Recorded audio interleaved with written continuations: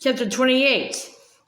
Silence. But until Agent Coulson could provide his hero, his idol, the man he never thought it possible that he'd meet. Steve Rogers sat across from Agent Coulson on a high-tech aircraft called the Quinjet.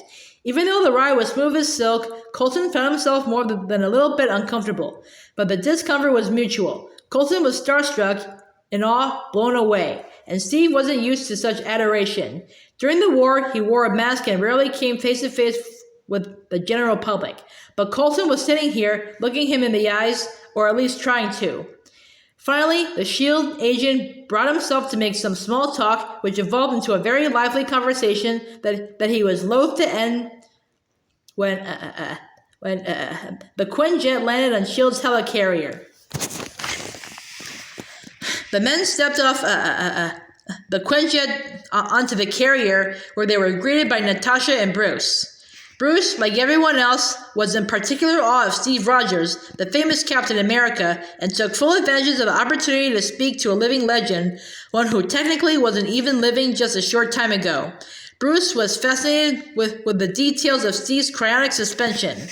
Though Steve couldn't give many details, Bruce found any and all that could be shared fascinating.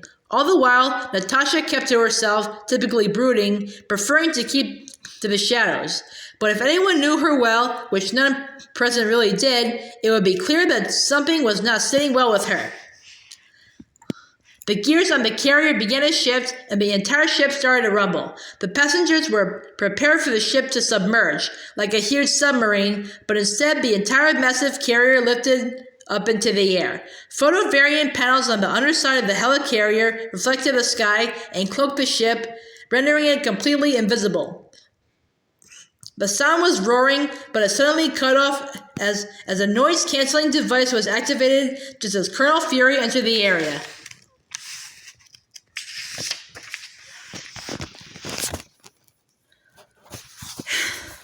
"Thank you all for coming," he said. He turned to Banner, who of the heroes was looking the most uncomfortable. "As soon as the Tesseract is back in S.H.I.E.L.D's hands, you can go. I'm not going to keep you here." Bruce smiled uncomfortably, only half believing Fury. "The cube is emitting gamma radiation, and no one knows about that better than you," Fury said. Coulson informed Banner that S.H.I.E.L.D. had access to any device connected to a satellite. That access would be made available to Banner. Bruce let Coulson know that he'd also need spectrometers.